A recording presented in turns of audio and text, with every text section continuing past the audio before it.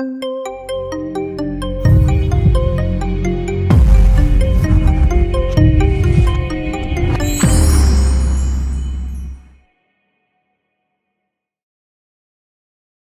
I'm going to share with you some of the lessons from the 40 years, and I encourage you to apply them in your own experience. So obviously it's a journey. It says that on the screen, so that was an easy thing to spot. And journeys have a beginning and a middle and an end. I'm not yet at the end of my journey, so there may be more stories to tell in the future. But let's go back to the beginning and start. And what I want to do, I don't want to make this stupidly interactive, but I would like you to just answer a couple of difficult questions. Here is the first one. Anybody got any idea what that was? It just flashed. Any idea what this is? A house, pardon, sorry? House where I grew up. This is 105 Brushfield Street, Hyson Green, Nottingham. Anybody here who's ever been to Nottingham and says you grew up in Hyson Green, but you immediately begin to back off because this wasn't a very nice area. Actually, it's been gentrified. This is a relatively recent picture of the house. But just to describe what it was like, you see the black door was my house. Well, not my house, it was somebody else's house that my mum rented. But you went into this house through that front door, straight into the front room. And there was the front room. You went under the stairs into the back room. And then behind the back room, there's this little thing, a scullery they were called, tacked on the back. And then upstairs there were two rooms. That was the house that I grew up in. Any idea what that is? Very good. The back of the house that I grew up in. So this is still, those who are following this so far, this is still 105 Brushfield Street, Nottingham, but this is the back of the house. You can, those of you who are good at spotting house bits, you recognise the windows. You see that green door there on the left? Well, it's still in the middle of the picture, back of the house. Anybody have any idea what the green door led to? Pardon? Toilet. Very good. The toilet, not a toilet, the toilet for us. We didn't have to share with anybody else, it was ours. So this meant if you needed to go to the toilet in the middle of the night, you came downstairs, I've described all that, unlocked the back door, went down that little horrible path, went to the toilet, went back again. Early thing that I learned on my journey was don't go to the toilet in the middle of the night, because it's actually rather scary doing that. Anybody have any idea what that thing on the wall is? A bath, that's right.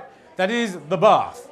So if I wanted to have a bath, which as a boy I didn't particularly want to do very often, but if I wanted to have a bath, we had to take that off the wall, take it up the path, put it in the kitchen. We had this thing called a copper, which is a sort of washing machine thing. It's a great big bucket, really.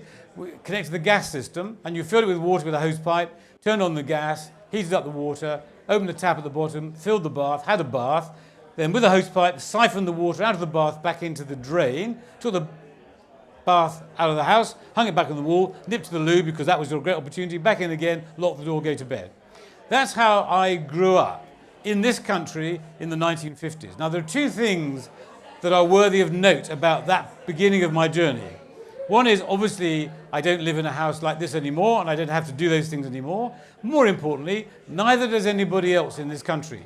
So whenever you hear anything in the media about what's wrong with the United Kingdom, increasing difference between rich and poor, etc., etc., etc., you have to get some facts rather than just accept the arguments, because this is how many of us lived, thousands of us lived in the 50s in the UK. And I played on a bomb site around the corner, which is left over from the Second World War. I was born in 1951, where there was nothing at all but exciting things for small boys to play in. I challenge you to find an outside lavatory or a bomb site in our country today. So the first point that I would make, and it's a really important one, is it's easy to feel sorry for oneself because something isn't quite right. But there are people alive today, and one of them is speaking to you, who lived in circumstances which you would absolutely consider to be third world in current times. So, well done for getting all those right. Any idea who this is? Yes, I can see that I haven't changed very much over all those years. In fact, I was running through London a couple of years ago, and a man walking towards me said, "Ken." And I looked at this bloke, and I had no idea who it was. It turned out to be someone I'd been at school with when I was 8. So I remember being at school with this bloke. I didn't recognise him still. He had a huge beard. He was ever so tall. And when we'd done all the swapping of business cards and so on, I said, "How did you recognise me?" And he said famously, "Well, you haven't changed."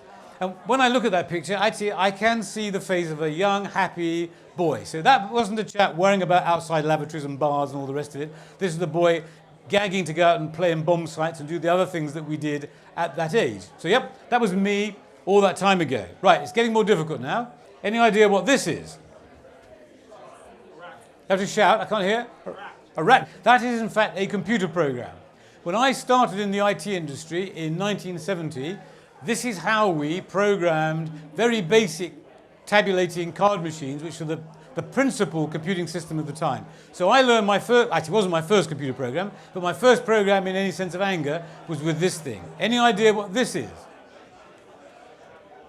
This is actually a computer card, a tabulating card. 80-column punch card is a technical term, and that, you can't read the writing there, that's one line of a computer program. So anybody here who's ever written a computer program, you're typing away with your earphones on, bashing the stuff in and so on, each one of those lines was captured on a punch card like this. And when you've written your program, you had a deck of cards which you put in a hopper and it got read into the computer, and that's how you fired up a computer. That's how computers were when I started at work in the 1970s. So by then I'd moved from outside toilets, but this is what life was like in the computer industry in my lifetime. I gave you a sneak preview, and it's been advertised earlier by Dennis, but anybody have any idea what this is? It's not my house. Anybody got any idea what this is? The library. The library. So this is the Olisa Library, Fitzwilliam College. I went to Cambridge, but you've all read my bio. That's another view of this amazing place. 3 or 4 years ago, when the library was endowed, this is Lord Sainsbury, the Chancellor of Cambridge. This is that same boy. Actually, he doesn't look very different. I have to concede that I showed you on the picture before. I thought that day I had achieved everything that I could ever imagine achieving in my life. So I've had a good career, I'm happily married, I've got some beautiful children, I've got some grandchildren, I've endowed a library, 300 years worth of legacy is there. I couldn't imagine anything better happening to my life. And I think you can see that from the smile on the non-photoshopped smile on my face. You can't see this, but there's some of the reflections there are my relatives and so on. So this in many senses captured for me, I thought, the absolute zenith of everything I would ever achieve in life. And then last year, this happened. Last year, just before Christmas, I got a letter from the Prime Minister's Appointments Secretary saying his job was to advise the Prime Minister on roles that were then appointed by Her Majesty the Queen. People like the Master of Trinity College, Cambridge, the Archbishop of Canterbury, and the Lord Lieutenants around the UK. Lord Lieutenants are Her Majesty's representatives in counties. So if you ever see the Queen at the Scottish Highland Games, for example, she was there a couple of weeks ago, then there's a guy with a uniform a bit like that, and he's wearing a kilt, but a bit like that, and he is her representative in Aberdeenshire. There are 100 Lord Lieutenants in the UK. Every time the royal family visits a county, the Lord Lieutenant or one of his deputies, or her deputies, are there to receive them and to look after them. They provide advice back to the palace about what's happening in their county, and it's an honour beyond imagination. It's not something you can apply for, you can't try to find your way into it. Somebody, as happened to me, taps you on the shoulder and says, would you like to do it? This was yes, as you can see from the slide there. So now every time the Queen comes to London, which is frequently, every time one of her members of her family comes to London, either I or one of my 90 deputies are there to welcome Her Majesty or the royal family. We also have a positive strategy, a proactive strategy, my strategy as her Lord Lieutenant, and it's for social inclusion. And my idea is if you did a Venn diagram of everybody in London, and then you did a slightly smaller circle of everybody who enjoys being in London, feels that they belong to London, it leaves a narrow margin of people who don't feel that London is for them and they feel excluded. And they're vandals, they're people who just sit at home on drugs, they're old people who don't get visited and get ignored, they're potential jihadi. My job, well, not my job, my strategy says I want to try to reduce the number of those people by reaching out to them, connecting to them, showing that there is a better life available to them. And as a Lord Lieutenant, tapped on the shoulder by Her Majesty the Queen, I was appointed in March. I've been doing it just over 100 days now. I have that particular responsibility to represent the monarch in Greater London, which is the biggest of all of the counties by a large margin, 8.5 million people. The next largest is the West Midlands at 2.5 million people. The smallest is probably Clackmannanshire at 60,000 people. The royal family very rarely go to Clackmannanshire. They're here all of the time in London. And I have this role until I'm 75, which all you young people probably think isn't very long, but is in fact another nearly 12 years. So I get my hands on an opportunity to make a fundamental impact on social life, social inclusion in London, with the blessing of the Prime Minister and Her Majesty the Queen, which doesn't in any way diminish the Olisa Library in Fitzwilliam College, Cambridge. It makes the point that it's all part of a trajectory. And I started out in that little house in Nottingham, if you remembered. That's my favourite picture of the role, rather than the one before. Thank you. Right, you all know what that is. That's an iPad, it's kind of obvious. So the iPad represents current leading edge technology discussed in the world. And you remember that wire plug board thing that I had all that time ago? So that's how I started, and now I can write code on an iPad. So that's how life has changed how things have changed in my lifetime. So I make the point that over the years since I was growing up as that small boy in the 60s to today, most of those things, actually I would argue all of those things, were unimaginable. If I go outside to use the toilet now, it's because I've gone through the wrong door, as opposed to because it's the only choice. Sorry, right, now, anybody got any idea what this building is? Which you had several chances to see as I've farted around with the controls. HQ, no, but that's a good, I wish it were, good answer. It's an 18th century building. Anybody got any idea? It's a pretty obscure building, so that's all right. No? No? Anybody? Okay, this is the College of Arms. This is where people like the Windsor Herald live. Now, you've never heard of the Windsor Herald, I'm sure, but the Windsor Herald is somebody who worries about coats of arms in the United Kingdom. My first visit to the College of Arms, the Windsor Herald said, "Now, Ken, you come from Nottingham, don't you?" I said, "Yes." And he said, "And you were on the board of the Independent Parliamentary Standards Authority for 3 years, sorting out MPs' expenses, weren't you?" And I said, "Yes." And he said, "Come with me." And he took me to this vault, and he took out a book. And there was a book from when the College of Heralds went to Nottingham in something like 1227, and wrote down all the coats of arms of all of the gentlemen of the county. And at the back of this book, which is that old, 800 years old, were the receipts they submitted to claim their expenses back. So the College of Arms is the place where coats of arms are kept. This is the repository for all coats of arms. Now, that small boy I showed you some slides ago, one of the many things he wanted to do, be a spaceman or be a fireman, all that kind of stuff. Like all small boys, I suspect, I wanted a coat of arms. And I went to the College of Arms in my capacity as the master of a livery company and got myself a coat of arms.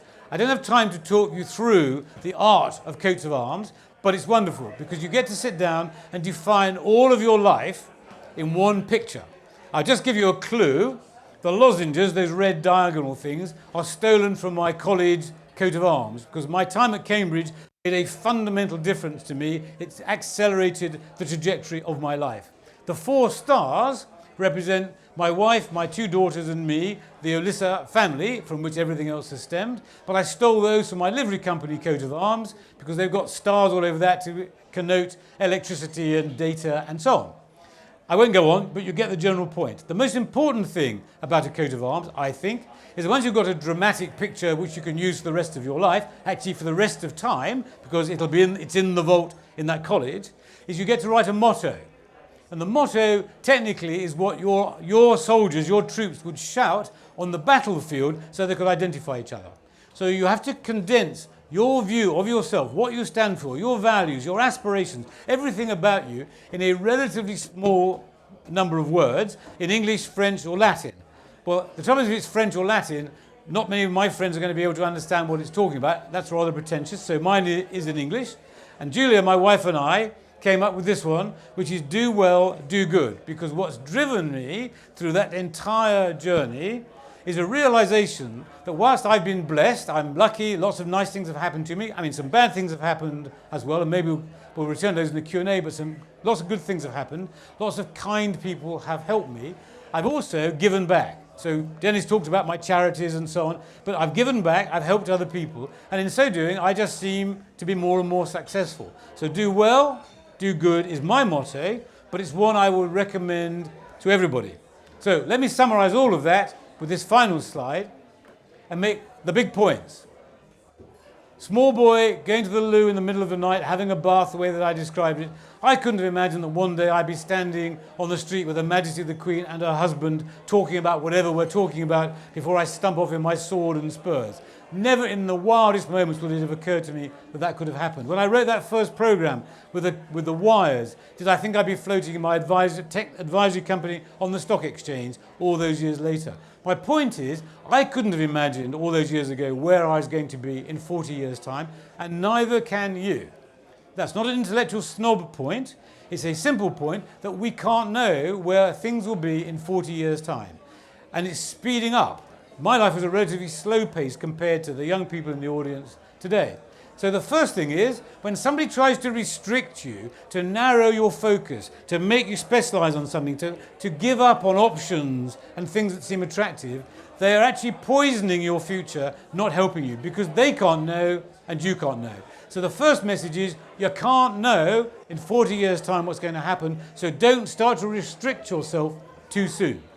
Secondly, it's your life. So when people like me stand up and give you lots of advice, yep, it's useful, put it in your head, put it in your heart, process it, but it's your life. You've got to lead it your way, not somebody else's way. Not my mum's way, your mum's way, not the job, your boss. It's got to be done your way. Third lesson is never allow yourself to become a stereotype. Now, most of the people here tonight are of colour, and one of the problems of being of colour is there is a set of stereotypes which dictate how we think about ourselves and how we behave. And most of them are inherited from America. Actually, we have very little in common with American heritage. We all got our own heritages, whatever it is, your parents, your grandparents, etc., etc. You are you. So don't let anybody make you anybody else, become something else. I saw a photograph yesterday of Lewis Hamilton at some party. I mean, what is he? He's trying to pretend he's a rap star from America. He's a Formula One driver. So why can't he be himself as opposed to trying to be someone else? Discuss, be yourself, don't be stereotyped. Thirdly, I've got where I am today because lots and lots of people have gone out of their way to help me. So strangers I've met on aeroplanes, in railway stations, at the office, customers, etc. People have said, Ken, well, that's interesting. You know, if you did the following things, why don't you? And I've learned over the years to listen and to accept, not to reject. The trouble is, if you start to reject, then you're screwing up the luck that comes your way. I got an IBM scholarship to go to Cambridge. Why did I get that? Because the man who was my boss when I was an intern in IBM told me in a drunken party that I ought to apply for a scholarship. And I was very drunk and I said, that's a really stupid idea. We had a drunken argument and he said to me famously, if I send you the effing forms, will you effing fill them in? And my mother had taught me not to be rude to my elders, and so I thought, actually, Ken, it would be really rude to say no to that. So I said, yeah, if you send me the effing, I'll fill them in. So he did, and I got a scholarship. Now, that was a bad story, because the rest of my life I've listened more carefully to people saying, well, why don't you try the following thing, Ken? Why don't you do this? Why don't you do that? There is limited downside to personal experimentation if you accept the hypothesis that you can't know where life is going, and therefore you've got to experiment and experience things to be able to chart your own journey. And so accept the kindness of strangers and don't reject them because they're strange. One of the hardest things to come to terms with is when life goes wrong, and I've been fired a couple of times actually more than a couple of times, several times in my life in various different circumstances. We might return to that in the Q&A, but at that moment, life is pretty bad.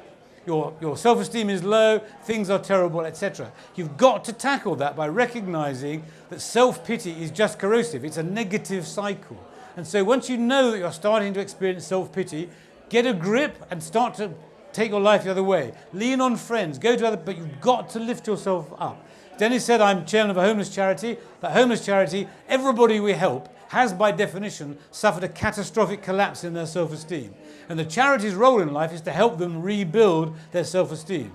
When you start to feel your self-esteem going down, get a grip, because if you don't, you'll become self-pitying, and that's just negative and totally corrosive. And then finally, the do well, do good point, it's not just about you. It's not just about Ken. It's about all of us. So do well, take my other points of advice, but if you're not giving back, if you're not that stranger whose kindness is helping other people, you're taking and you're not giving, you're reducing the net wealth in the non-monetary sense of where we are. So you've got to remember that as you do well, you must share that success with others. So those are my simple message points with a rather nice coat of arms at the back. Do well, do good is my point. And I just go back to that final but beginning bit is imagine yourself being that small boy growing up all that time ago where the world was just all ahead of me. You saw that in the smile, and my mum and other people kept saying, yes, you're right. You can do this, you can go there, you can make those things happen. Anybody who doesn't say those things to you is damaging your self-respect. Thank you very much. Thank you.